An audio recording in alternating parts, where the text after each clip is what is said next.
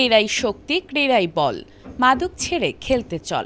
এই প্রতিপাদ্যকে সামনে রেখে দিনাজপুরের বীরগঞ্জ উপজেলার পূর্ব দরিয়াপুরে অনুষ্ঠিত হল এক প্রাণবন্ত প্রমিলা প্রীতি ফুটবল ম্যাচ। পূর্ব দরিয়াপুর ৭ স্টার ক্লাবের উদ্যোগে আয়োজিত এই প্রীতি ম্যাচে মুখোমুখি হয় জয়পুরহাট জেলা নারী ফুটবল দল এবং খুলনা জেলা নারী ফুটবল দল। খেলার বাঁশি বাজার পর থেকেই দুই দলের মধ্যে চলে তীব্র প্রতিদ্বন্দ্বিতা। আক্রমণ ও পাল্টা আক্রমণে পুরো ম্যাচ জুড়েই দর্শক মাতায় দুই দলের খেলোয়াড়রা। নির্ধারিত সময়ের জমজমাট লড়াই শেষে খেলাটি ১-১ গোলে ড্র হলে টুর্নামেন্ট কমিটি দুই দলকে যৌথভাবে বিজয়ী ঘোষণা করেন। খেলা শেষে আয়োজিত পুরস্কার বিতরণী অনুষ্ঠানে প্রধান অতিথি হিসেবে উপস্থিত থেকে বিজয়ীদের হাতে ট্রফি তুলে দেন কাহারোল বীরগঞ্জ ১ আসনের সংসদ সদস্য মোহাম্মদ মঞ্জুরুল ইসলাম মঞ্জু।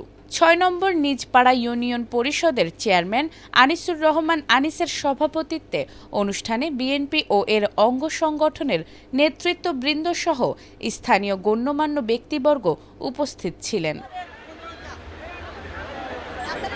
আয়োজক কমিটি জানান, তরুণ সমাজকে মাদকের ভয়াল থাবা থেকে মুক্ত রাখা, ক্রীড়ামুখী করা এবং নারী প্রতিভাদের মাঠ পর্যায়ে এগিয়ে নেয়ার লক্ষ্যেই এই আয়োজন। ভবিষ্যতেও এ ধরনের ইতিবাচক উদ্যোগ অব্যাহত থাকবে বলে তারা আশাবাদ ব্যক্ত করেন। এই নারী ফুটবল বা আমাদের নতুন করে অনুষ্ঠান যেটাই হোক, সব কিছুরই মূল একটা উদ্দেশ্য হচ্ছে যে যুব সমাজকে মাদক মুক্ত করে রাখার জন্য।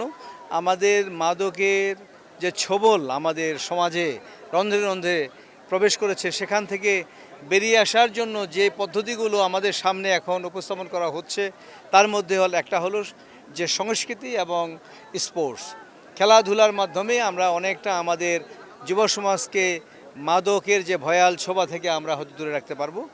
আমরা এই জন্য সরকারের পক্ষ থেকে উৎসাহিত করছি যে কোনো টুর্নামেন্ট খেলাধুলায় যেন আমাদের যুবক সমাজ এগিয়ে আসেন।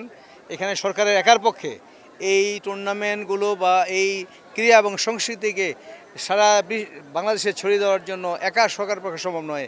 এখানে ব্যক্তিগত উদ্যোগকে আমরা স্বাগত জানাই।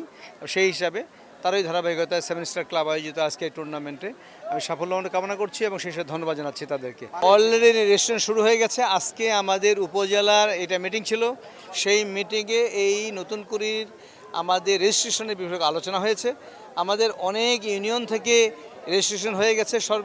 সবচেয়ে বেশি রেজিস্ট্রেশন হয়েছে 6 নম্বর এবং 10 নম্বরে, এবং অন্যান্য কয়েকটি ইউনিয়নের রেজিস্ট্রেশনের পরিমাণ অত্যন্ত কম। সেটা আমরা অলরেডি আমাদের মাধ্যমিক শিক্ষা অফিসার, প্রাইমারি শিক্ষা অফিসার সহ উপজেলা নির্বাহী কর্মকর্তা এইভাবে কাজ করছেন।